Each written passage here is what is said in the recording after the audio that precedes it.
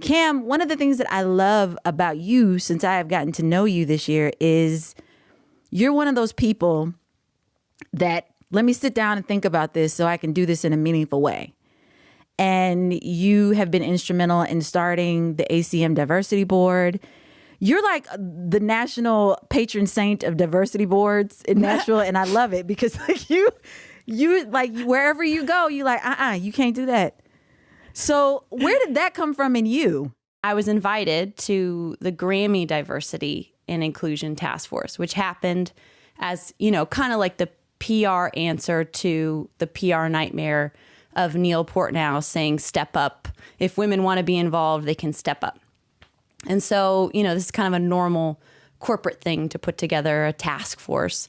But they ended up having some people on there who were not about to do run-of-the-mill things like Tina Chen and me too. I think I was sitting in that room and looking at these numbers for the Recording Academy, which is supposed to be, our closest thing to like an industry-wide protector preservationist group, and the numbers are bad, and describing like we have a gender problem, but then also like maybe we don't fully have a race problem because we have certain people in certain genres.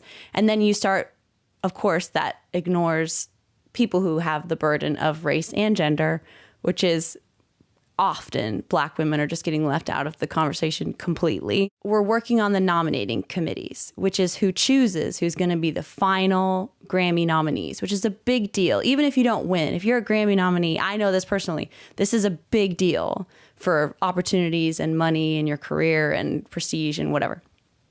And those committees have a lot of sway, right? And if you have a committee that doesn't fully represent all the people and the perspectives, you're going to have whitewashed results, basically. And when we got diversity kind of efforts to repopulate these groups and make sure that we had more people of color, more women on these, nominating review committees, country came back and was still at 0 people of color. And that's like, we're saying people of color. We're not even saying Black people at this point. So I just was like, hey, that zero is not cool. We can do that. And like a head person working there that still works there told me, just tried to explain how that was fine and normal. Like, how could you expect more from country music, which is a normal thing, or not a normal thing. This is a thing I hear a lot about how this is white people music. And so how could you expect more from this? I remember talking about this once everyone started posting their black squares to the, girl, and to do the thing. And I was like, this is where we're coming from. This is the work we have to do. And then I got called by someone who supposedly cares very much about diversity, white woman, to tell me that bringing up these kinds of stories only hurts progress. And that is a thing that is really, I know that this group knows this, and anyone listening, like, we can't play this game anymore of pretending everything's fine. Even if you're trying, like, you have to be okay being uncomfortable. I'm uncomfortable. Marin's uncomfortable. I know Reese and Andrea have to be uncomfortable every single day. That's the little of it. Like, we are not going to get anywhere pretending that everything's fine. And I'll get off my soapbox. That's a long answer to your thing. Linda Martell is the highest charting Black woman ever on the country charts. She's higher than me. She's higher than Mickey. She's higher than the Pointer Sisters. She's higher than everybody. I want to talk to Andrea because so I met Andrea doing an article when she reached out to me about doing an article for Zora magazine at the beginning of the year about Linda and about the 50th anniversary of Color Me Country. And it was at the same time that I was contemplating making this show. And one of my favorite finds of 2020 is Andrea, because Andrea gives me life. She is All Shaka of us. Khan. Everyone. She and Shaka Khan. When I grow up, I would like to be a morph of them. I have never, hold on, never, ever been in the same category with Shaka Khan. I've arrived. Thank you very much. We're done. Yes. So you are, I'm trying to think of the right word because I don't want to say relentless because relentless is like somebody like a dog with a bone, but like you are undeterred in your pursuit of honesty and of equity in country music, especially. And so, number one, where does that come from for you and why? I mean, aside from the fact that you're a Black woman in the United States, like, so we're already starting at like -10, but like then what on top of that pushes you to push the way you do and to move the way that you do? Yeah. I've shared this before and I know I've told you, I've talked to Cam about it. I'm like, I feel like I have to keep reminding people of like my personal story and like why I'm here. But yeah, like my husband and I, and like we had 2 kids at the time, we moved to Nashville like about a decade ago, and I'd met him.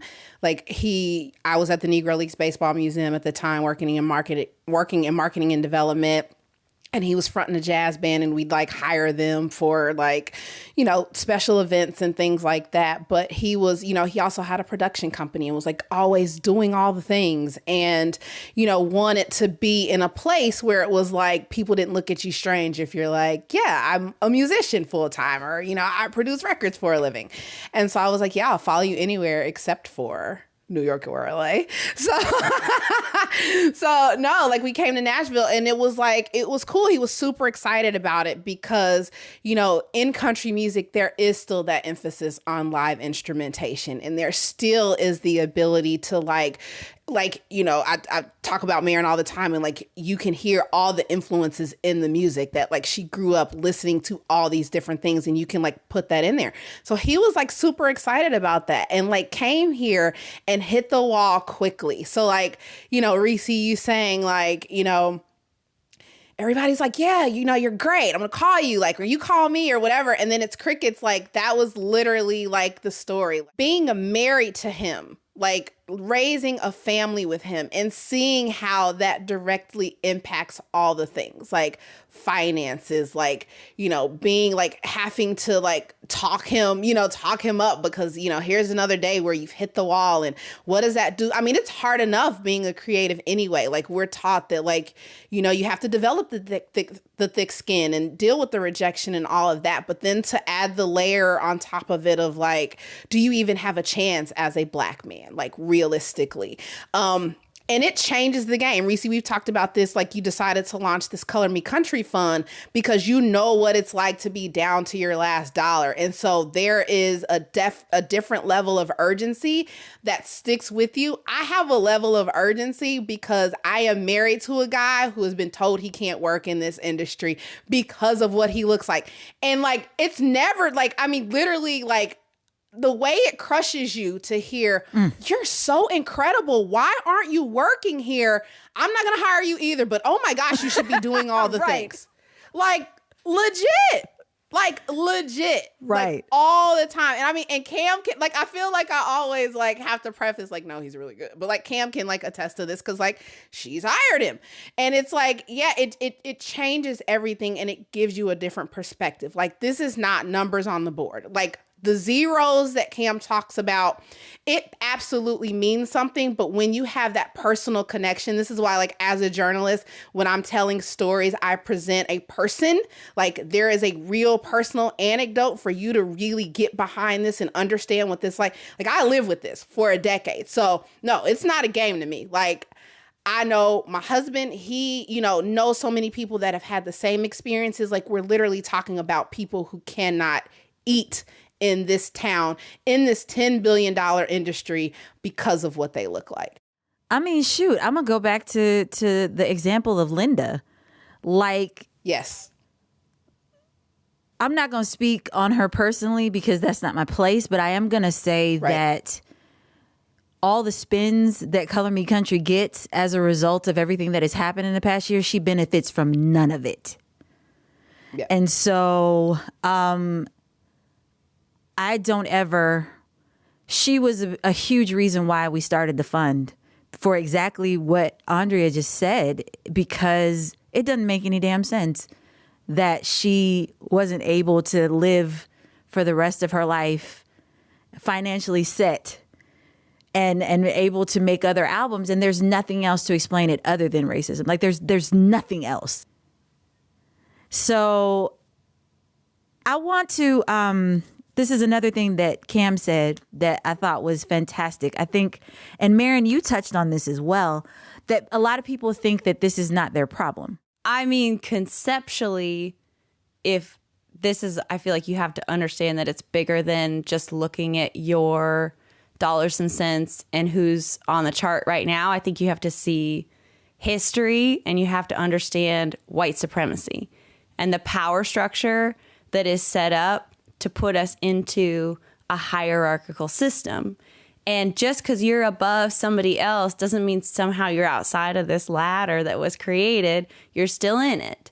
And the, like the tokenization of a few people, or like an interesting minority group like white women that are allowed in a certain way, like the power has not been shifted in a way that's like actually getting people in the room for the correct representation to shift things. So like, not to take it, let me bring it back to the space, but like country music has been continually defined as white men's music. And it has been done in that image so well that now we have to spend time explaining, like you had to do, why you even are in country music, Reese. Like why you as a Black woman could even have heard of country music. Like that's how correctly right. They've erased everything. And that story isn't just I guess I'm trying to find a way to say this well, and I'm sure everybody else is going to do it better. But the story isn't just Black women don't get a shot and everybody else does. There's varying degrees of we're not going to let you in. We're told that our own fight is getting more women in country music on the radio. And that's our fight.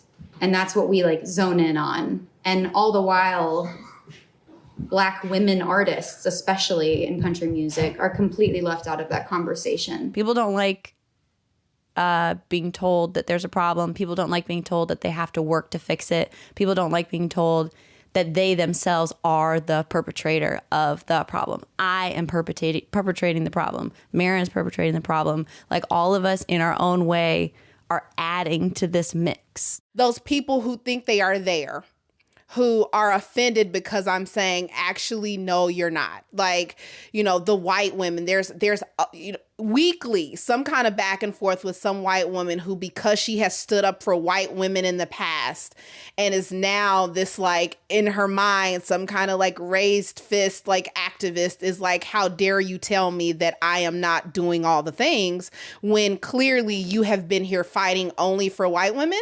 Like Reese brought up Tomatogate. That was like in 2015. We're having this conversation in 2020 because Tomatogate was never about Black women. It was always about white women. How do we get a larger piece of the pie for women who are already in the door? We're not even talking about getting the rest of those in. We're not talking about the fact that, like when and this is white feminism overall. It's not just applicable to country music, but Black men don't have a shot either. If you look at those numbers and like, Jada can show like the stats, the numbers, it's like white men, white women, way down Black men. Right. And then, black women are under Black men, but Black men are way down there. So when you do this like women thing, you're still not considering other men who have the same issues, because it really is a race issue. To talk to, Cam's point about this ladder. Like, there's a whole lot of people that are sitting under white women. And if your idea of fixing this industry, of raising people up, is starting there and not reaching from the bottom, you're going to get it wrong and we won't fix it. And you're still going to be hurt in the long run, right? This is an issue in politics in general. When are we going to get to a point where we're no longer taking the cheap shots, grabbing the low hanging fruit about the people that are way on the other side who we hate all the time? And when are we going to look at the people around us and say, that's not good enough? You're not there yet. We cannot make actual progress. It is too easy for me to sit and I see, like, even like since what happened at the Capitol, so many people in this Nashville space that are doing all of this stuff, that are calling out the Confederate flags that were traipsed through the Capitol building, that have been to billions of shows with Confederate flags, that don't care that Black people can't work in this town, that like all the things that nobody wants to say anything about, but you can sit and feel comfortable about saying, oh my gosh, look at these crazy white right-wingers and look at how they're tearing apart our government. That's easy. That's easy. That doesn't push anybody forward. And something else that you said that I just want to point back to, because you basically answered what Reese was asking earlier. Why can't it, like, why do we have to involve everybody? Because historically, we as white women, we tried it putting just us first. Suffrage, like, we played this game, and did it work out for everybody? Like, no. Are we top dog right now and everybody else is below us? Like, no, we're still second fiddle. So if you're really looking at the end game, not that it should have to be in your own best interest, but human beings, like, we didn't win that way. Yeah. Like, it's not gonna, if you got to get everybody on your team, because turns out we actually are on the other side of the table from those guys who have the power. Yeah. And we're all in this same boat to varying degrees. On that note, I want to say, first of all, y'all, we could do like 3 more hours. It's so good. I know everybody's got babies and they got stuff they got to do. So I want to end on this note. One of my favorite quotes is a James Baldwin quote. And it's like, I love America more than any other country in the world. And exactly for that reason, I insist on the right to criticize her perpetually. I love country music. I have always loved country music. It is a part of my growing up. It is a part of, the fabric of who I am as an artist.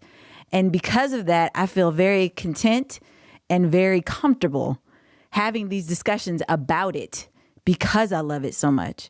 So I want to end on, and I know y'all love it because you've dedicated your lives to it. So I want to know from each of you, how do we move forward? I think we all have a space where we have influence, right? For me as a writer, for me as a journalist, and telling these stories, like, I know the work that I can do, like, in my sphere of influence. Like, Reese, the stuff that you're doing with your show is incredible. And, like, I've told you this repeatedly. Cam, like, yes, okay, I need to put a show together. And, like, some of my people are in LA. And, like, how are we going to do the thing? Like, I should probably hire Black people, like, to do my, like, these things, like, in your sphere, there's something that everybody can be doing right now. And I think if we think along the lines of, like Cam said, get to the bottom of this thing, who is hurting the most and how can we help people that fit into that category, I think we all move forward. All right, well, damn it. Cam. What do you think? I don't know what's left after Andrea said that, but I'm just going to expand really, because I think for me personally, hiring people into my space that aren't just a bunch of white people, making sure when I get offered gigs, like if it's an all white lineup, ask them, did you realize this is an all white lineup? Here are some Black artists you could call. And now I'm realizing people will have excuses for why maybe they still couldn't figure it out with scheduling or money or whatever. And so we're going to have to keep finding new ways to push on that. I think a lot of times artists don't realize how much power they have, that we have, and especially like collectively, because we are the people creating something that gives everybody else a paycheck. Every single person that's making money off of this is because we sat in a room and made something from nothing. And all those people are acting like they made it. And they like this power dynamic. That's why they don't want people to share contract negotiation tactics. They don't want people to know what other people had in their contracts. They want to own everything. And there are good people on the label side, by the way. I know everyone, we all have to say not everybody, just so you know.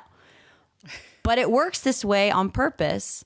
And so the more we share with each other, the more we realize that collectively we actually have a massive impact if we make the call. People that are trying to work for your benefit on the inside of these organizations, they're in the power structure too. So if they go to call their boss, how often is their boss going to listen to them? But if an artist picks up the phone, if Maren picks up the phone and says something, they're like, oh, we better listen because an artist called. But I think where I can create my space is writing with Black songwriters, Black artists, and building those relationships like I have with my white co-writers over the years. That happens over time, but it's also, that is where the value lies of the music industry. Those songs don't just create themselves, people do it.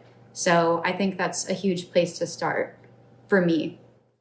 I think that's awesome. It is imperative that we include and look around in our circle, like you said, and make sure that we've got some of everything, just to make sure that not because I just picked you because you're Black, or I just picked you because you're trans, or I just picked you because you're gay, or whatever, like, or you're or you're differently abled, or whatever. Like, I'm choosing you because you are qualified, you deserve to be here, and you just happen to be all those other things. And it is possible.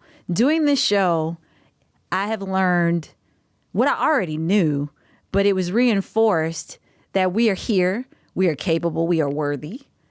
And I said this in another publication, but I'm just like, if I can do this from Durham, North Carolina in my basement, then everybody that has a $1 million, $1 billion company in Nashville, in Los Angeles, in New York, can do it 10 times, 1 million times faster than me.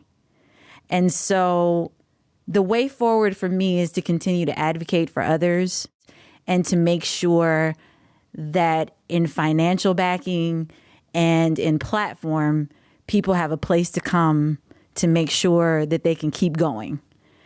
And that's what we got to do. So, ladies, as I said, we went way over time, but like, thank you so much for your time today. Like, seriously. Thank you. Thank you for your